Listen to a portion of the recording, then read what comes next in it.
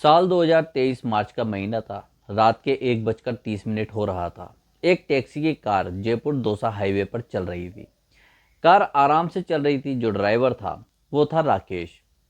25 साल का बेहद ही खूबसूरत नौजवान ये लड़का था और आराम से धीरे धीरे इस कार को जयपुर से दौसा की तरफ लेके जा रहा था कि अचानक इस कार के सामने एक लड़की आ जाती है।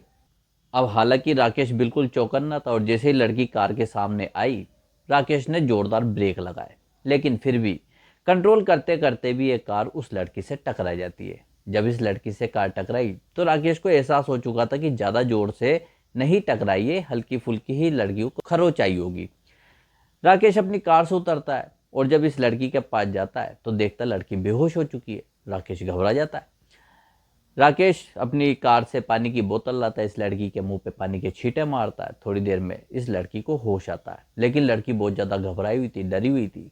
इसके हाथ पैर कांप रहे थे, हल्की फुल्की इसके खरोचे आ चुकी थी रोड पे गिरने की वजह से। लेकिन लड़की जो थी सुरक्षित थी।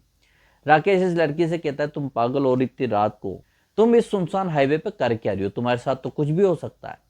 लड़की राकेश की बात सुन के फूट फूट के रोने लगी और राकेश को बहुत ही डरी सहमी निगाहों से ये देख रही थी। राकेश को कुछ अजीब सा लगा। इसने इस लड़की से इसका नाम पूछा। लड़की अपना नाम बताने में हिचकिचा रही थी, डर रही थी।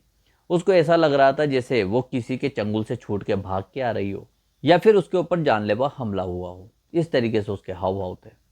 राकेश ने सोचा कि इतनी सुनसान रात को लड़की से उसकी कार टकरा चुकी है, कहीं वो मुसीबत में ना पड़ जाए, इसलिए वो अपनी कार में आके बैठ जाता है। लेकिन वो जब चलने को होता है तो उसके दिमाग में एक बात और आती है कि इस जवान खूबसूरत लड़की को इस तरीके से अकेले सुनसान इलाके में छोड़ना सुरक्षित नहीं है। कहीं ना कहीं इसके साथ कोई गलत काम हो सकता है। अब इसके दिमाग में ये दोनों बातें चल रही थी कि उसको रुक के इस लड़की की मदद करनी चाहिए, इसको इसके घर पहुंचा देना चाहिए या फिर अपना रास्ता नाप लेना चाहिए। राकेश काफ़ी सोच विचार करने के बाद कार को वापस यू टर्न लेता है, उस लड़की के पास आता है। लड़की उस हाईवे पे अभी कुछ दूरी तक ही चल पाई थी क्योंकि अब वो लड़खड़ा रही थी, उसके पैर में चोट लगी हुई थी। राकेश अपनी कार को उस लड़की के साथ में जैसे ही लाके खड़ी करता है, लड़की रोड से उतरकर खेतों में भागने की कोशिश करती है, लेकिन उससे भागा नहीं जा रहा था। राकेश इस लड़की के पास जाता है और इससे पूछता है, तुम्हारा नाम क्या है और तुम्हें जाना कहाँ है? तुम मुझे बताओ, मैं तुम्हें छोड़ दूंगा।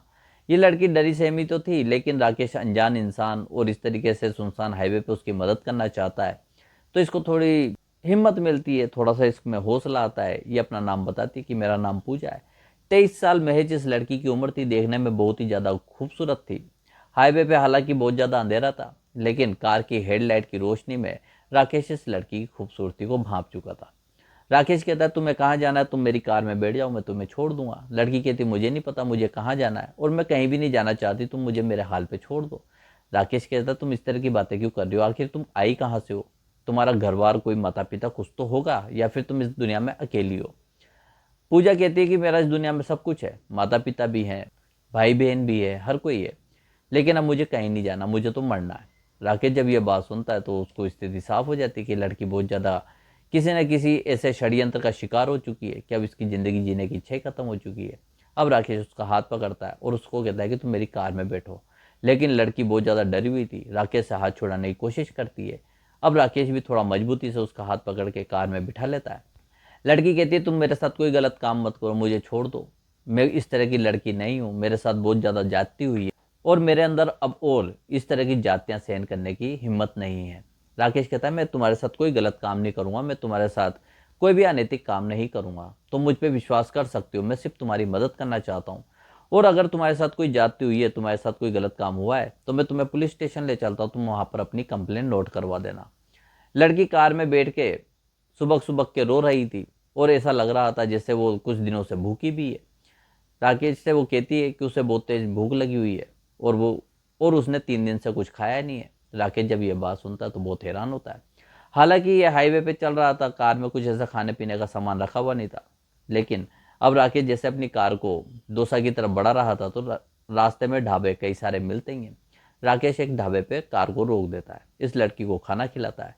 लड़की इस तरीके से खाना खा रही थी जैसे इसने जिंदगी में कभी खाना नहीं देखा हो।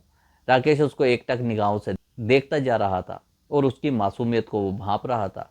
लड़की की आंखों में आंसू थे और इसके गाल बिल्कुल लाल हो चुके थे। राकेश उसको कहता है कि तुम्हें और कुछ चाहिए? लड़की मना कर देती है, यानी कि पूजा। ये मना कर देती कि मुझे और कुछ नहीं चाहिए। राकेश कहता है फिर चलो मेरे साथ। पूजा को अब राकेश पे विश्वास भी हो चुका था और इसको अब थोड़ी हिम्मत भी मिल चुकी थी खाना खाने के बाद। ये कार में जैसे ही आके बैठती है, थोड़ी दूर चलने पे इसको नींद आ जाती है और ये कार के अंदर सो जाती है। राकेश उस सोती हुई पूजा की शक्ल को देख देख कर बहुत ज़्यादा खुश हो रहा था। उसके दिल में न जाने क्यों पूजा के लिए प्रेम भाव जाग रहे थे, लेकिन राकेश अपने ऊपर पूरा कंट्रोल करा हुआ था कि इस लड़की के साथ वो किसी भी तरह का अनैतिक काम नहीं करेगा, इसको किसी भी तरीके से दुख नहीं पहुंचाएगा, क्योंकि ये पहले से ही बहुत ज़्यादा दुखी है। राकेश एक किराए के मकान में रहा करता था और जो ये कार थी ये भी वो किराए की लेकर ही चलाया करता था। राकेश के माता पिता का देहांत काफ़ी समय पहले हो चुका था। घर में और कोई था नहीं, राकेश इकलौता लड़का था। और जब माता पिता का देहांत हुआ तो उसके बाद ये काम धंधे की तलाश में दोस्त आ गया, तो यहाँ पर एक टैक्सी वाले से बात करके टैक्सी किराए की गाड़ी लेकर ये चलाया करता था और किराए के मकान में रहा करता था। राकेश रात को 2-3 बजे के लगभग अपने घर पहुंच चुका था और पूजा को अपने घर के अंदर ही सुला देता है ये, और घर के बाहर जाके ये बैठ जाता है। सारी रात ये उसी तरह से घर के बाहर बैठा रहा, क्योंकि राकेश को खुद के ऊपर भी कॉन्फिडेंस नहीं था कि पूजा के इतने करीब होकर वो अब खुद के ऊपर काबू रख सकता है, और वो चाहता नहीं था कि पूजा को किसी भी तरह से वो दुख पहुंचाए। जब सुबह होती पूजा की नींद खुलती है, राकेश घर के अंदर जाता है, पूजा से कहता है कि तुम्हें कोई दिक्कत तो नहीं है। पूजा कहती है मुझे कोई दिक्कत नहीं है। राकेश कहता है तुम आखिर इस तरीके से सुनसान रास्ते पे क्या कर रही थी, तुम्हारा जहाँ भी घर परिवार हो तुम मुझे बता दो एड्रेस, मैं तुम्हें छोड़ दूंगा, ऐसी कोई बात नहीं है। लेकिन जो पूजा है वो कहती कि मैं अपने घर जा भी नहीं सकती, चाह कर भी नहीं जा सकती। राकेश कहता है ऐसा क्या हुआ। पूजा कहती है कि वो अपने घर से भाग के आई है। राकेश कहता क्या घर में कोई लड़ाई झगड़ा हो गया था, क्या तुम्हें माता पिता से कोई नाराजगी थी जो तुम घर छोड़ के भाग आई हो। पूजा कहती कि नहीं, वो एक लड़के से प्यार करती थी जिसका नाम था अमन। अमन भी पूजा से बहुत ज़्यादा प्यार किया करता था। अब पूजा जब अमन के प्यार में वशीभूत हो गई थी तो अमन ने पूजा से कहा कि चलो हम भागते हैं और भागकर शादी कर लेते, क्योंकि घर वाले मान नहीं रहे थे। पूजा अपने घर वालों से अमन को मिलवा भी चुकी थी, उसके फोटो वगैरह भी दिखा चुकी थी। घर वालों ने पूजा को बहुत मारा पीटा, क्योंकि घर की सबसे बड़ी लड़की थी और इसके 3 छोटे भाई बहन भी थे। तो माता पिता को यह था कि अगर बड़ी लड़की इस तरह का कदम उठाएगी तो जो इसके बाकी के भाई बहन हैं उनके ऊपर भी इसका नेगेटिव इफेक्ट पड़ेगा और वो भी कल को ऐसी ही हरकत करेंगे। इसलिए उन्होंने सख्ती करी। जब सख्ती करी तो पूजा, जवानी का जोश और अमन पे विश्वास, वो अपने घर से कुछ नकदी, कुछ पैसे वगैरह लेकर, अपने कपड़े लत्ते लेकर घर से भाग जाती है अमन के साथ। अमन पूजा को अपने साथ लेकर भाग आता है जयपुर, और जयपुर आने के बाद ये पूजा को एक होटल में रुकवा देता है। पूजा होटल में थी और अमन के साथ अपनी ज़िंदगी के हसीन सपने संजोई हुई थी। उसको पूरा भरोसा था कि अमन उसका हर मुसीबत में हर वक्त उसके साथ रहेगा, उसका साथ देगा, इससे बहुत ज़्यादा प्यार करता है। और इसी तरह से अमन उसको जताया भी करता था। लेकिन थोड़ी देर में उस होटल के अंदर अमन के साथ 2-3 लोग आते हैं। अब वो लोग आने के बाद पूजा को ऊपर से नीचे तक निहारते हैं, अमन को कुछ पैसे देते हैं और अमन वहाँ से चला जाता है।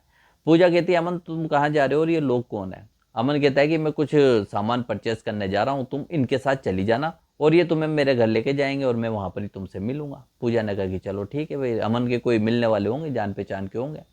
पूजा उनके साथ चल पड़ती है। लेकिन जो वो लोग थे, जो इंसान थे, वो पूजा को एक अड्डे पे लेके चले जाते हैं। जब पूजा इस तरह का माहौल और इस तरह का पूरा ये इलाका देखती है तो ये सहम जाती है, डर जाती है। पूजा उनसे हाथ पैर जोड़ती है, वहाँ से इनको छोड़ देने की विनती करती है, लेकिन वो कहते हैं कि नहीं, हमने तुझे खरीदा है, पूरे 1.5 लाख रुपए तेरी कीमत हमने अदा करी है और अब तुझे ऐसे कैसे जाने देंगे, तू तो हमारी कमाई का जरिया है। पूजा जैसे जैसे इस बात को सुनती जा रही थी उसका दिल बैठता जा रहा था, उसके पैरों तले जमीन निकलती जा रही थी। पूजा के हाथ पैर ठंडे पड़ते जा रहे थे। पूजा अभी तक कुंवारी थी और अमन इस बात की तस्दीक कर चुका था और अपने इन लोगों को बता चुका था जिसको उसने बेचा था। तो वो लोग चाहते थे कि जब पूजा पहली बार किसी ग्राहक के पास जाएगी तो इसकी मोटी कीमत इनको मिलेगी। इसलिए पूजा के साथ इन्होंने तो कोई जाति नहीं करी, लेकिन पूजा को टॉर्चर बहुत करा। पूजा को इस काम को करने के लिए वो मनाना चाहते थे, लेकिन पूजा विरोध कर रही थी।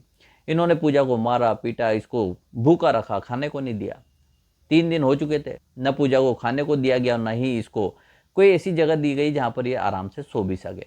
पूजा बहुत ही दहशत में थी, घबराई हुई थी। अब जब सब लोग सो चुके थे, अब पूजा को भूख के मारे तो नींद आ नहीं रही थी, और जब इसने देखा कि मौका अच्छा है तो ये उस इलाके से भागकर सीधे हाईवे की तरफ दौड़ आती है। पूजा को डर था कि कहीं ये लोग उसका पीछा करते हुए उसे पकड़ ना ले, और अब पकड़ लेंगे तो पूजा को बहुत बुरी तरह से मारा पीटा जाएगा और उससे ज़बरदस्ती सब काम करवाया जाएगा। पूजा जब हाईवे पे आई तो राकेश की कार से टकरा जाती है। हालांकि भूख के कारण पूजा बहुत ज़्यादा कमज़ोर हो चुकी थी। तो ये बेहोश हो गई थी। और जब राकेश ने इसको सहारा दिया तो पूजा राकेश के ऊपर भी भरोसा नहीं कर पाई थी। जब राकेश ने पूजा की सारी बात सुनी तो राकेश की आंखों में आंसू आ चुके थे। कितनी खूबसूरत, इतनी मासूम लड़की के साथ कोई लड़का इतना बड़ा धोखा कैसे कर सकता है? अगर उसको पैसा ही कमाना था तो काफ़ी सारे जरिए हैं दुनिया में पैसा कमाने के। क्या किसी की ज़िंदगी को बर्बाद करके ही पैसा कमाया जाता है? राकेश के जहन में लाखों सवाल घूमने लगे। वो पूजा को दिलासा देना चाहता था, उसको अपने गले से लगा लेना चाहता था, पूजा के आंसू पहुंचना चाहता था, लेकिन राकेश हिचकिचा रहा था कि कहीं पूजा उसे गलत ना समझे, क्योंकि वो पूजा से प्यार करने लगा था। राकेश के दिल में अब पूजा का चेहरा बस चुका था। राकेश पूजा से कहता है कि तुम अपने घर चली जाओ, मैं तुम्हें तुम्हारे घर छोड़ आता हूँ। पूजा कहती नहीं, अब मेरे घर वाले मुझे एक्सेप्ट नहीं करेंगे, क्योंकि मैंने उनका दिल तोड़ा और उनके साथ जो मैंने काम किया है, जो उनका भरोसा मैंने तोड़ा है, उसकी सज़ा मुझे मिल चुकी है। अब मैं दोबारा वहाँ जाकर उनके जख्मों पे नमक नहीं छिड़कना चाहती। राकेश कहता कि ठीक है, तुम फिर जब तक चाहो मेरे इस घर में रह सकती हो, और मेरा तो क्या टैक्सी का काम है, मैं यहाँ पर बहुत कम ही आ पाता हूँ, अमूमन मैं टूर पे ही रहता हूँ, तो यहाँ पर तुम सुरक्षित रहोगी, तुम्हें कोई भी आंख उठा के भी नहीं देख पाएगा। पूजा ये बात सुनती है तो उसको सुरक्षित महसूस होता है कि चलो मैं एक अच्छी जगह पे आ चुकी हूँ। अब इस तरीके से एक दो दिन राकेश को बुकिंग नहीं मिली तो वो अपने घर पे ही था। राकेश और पूजा एक दूसरे से सारी बातें किया करते थे। राकेश भी अपनी ज़िंदगी की हकीकत पूजा को बता चुका था कि उसके माता पिता का देहांत होने के बाद राकेश की पढ़ाई लिखाई छूट चुकी थी और काम धंधे की तलाश में वो यहाँ आया, तो इस तरीके से वो कार चलाने लगा, टैक्सी की लेके किराए पे। अब यहाँ पर जब दोनों इस तरीके के ये लोग थे जिनका आगे पीछे कोई सहारा नहीं था, अब जीवन को अगर जीना है तो एक दूसरे को सहारे की जरूरत तो पड़ती है। यहाँ पर पूजा भी राकेश की नेक दिली और इसकी इंसानियत को देखकर राकेश को अपना दिल दे चुकी थी, लेकिन अब ये दोनों झिझक रहे थे कि अपने प्यार का इजहार कैसे किया जाए। कुछ दिन इस तरीके से बीतते हैं। पूजा रात का खाना बनाती है। राकेश और पूजा साथ में बैठकर खाना खा रहे थे। राकेश टकटकी लगा के पूजा को देख रहा था, और जैसे पूजा राकेश की तरफ देखे तो राकेश अपनी नज़रें नीचे कर लिया करता था, या अपनी नज़रों को इधर उधर घुमा दिया करता था। पूजा भी समझ रही थी कि राकेश उसको किस नज़रों से देख रहा है। पूजा ने राकेश का हाथ पकड़ लिया और राकेश से कहा, क्या तुम मुझसे प्यार करते हो? जैसे ही राकेश ये बात सुनता है इसका दिल जोर से धड़क उठता है।